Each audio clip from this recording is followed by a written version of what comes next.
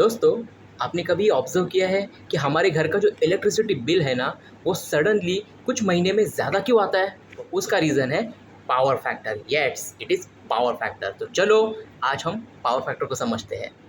दोस्तों, electrical engineering में 3 types के पावर होते हैं।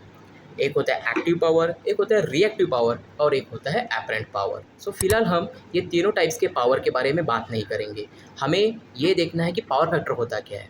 बेसिकली जो पावर फैक्टर होता है ना, वो टेक्निकल टर्म में एक्टिव पावर और एपरेंट पावर का एक रेशियो होता है। ये हुआ टेक्निकल टर्म।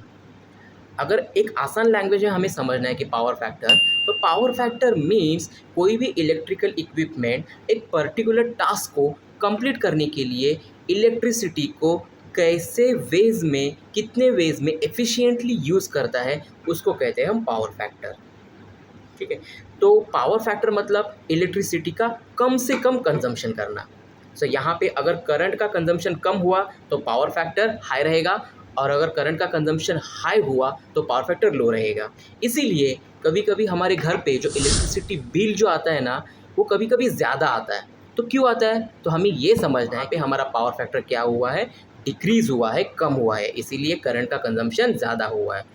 तो हर एक कंपनीज़ में, हर एक इंडस्ट्री में इसके लिए कुछ ना कुछ एक सॉल्यूशन होता है। क्योंकि अगर कंपनीज़ का पावर फैक्टर अगर ज़्यादा बढ़ गया तो वहाँ पे जो कंपनीज़ के ओनर है उनको तो बहुत बड़ा लॉस हो जाएगा। तो इसीलिए जो कंपनीज़ के ओनर हैं वो सिस्टम का पावर फैक्टर मेंटेन रखने के लिए पावर फैक्टर करेक्शन इक्विपमेंट्स को इंस्टॉल करते हैं। तो उसमें आता क्या है? उसमें आता है capacitor banks, automatic power factor controller, then intelligent power factor controller, then synchronous condenser.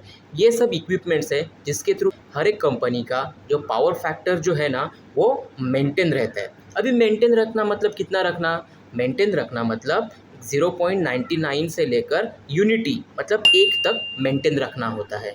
अगर उतना हमारा पावर फैक्टर इम्प्रूव्ड फॉर्मेट में रहेगा तो करंट का कंजम्पशन कम रहेगा और इलेक्ट्रिसिटी बिल भी क्या रहेगा? कम से कम रहेगा। अगर दोस्तों पावर फैक्टर जो है ना, वो कंटिन्यूसली कम रहेगा ना, तो होता क्या है, सिस्टम में बहुत टाइप के वेरियस लॉसेस होते हैं।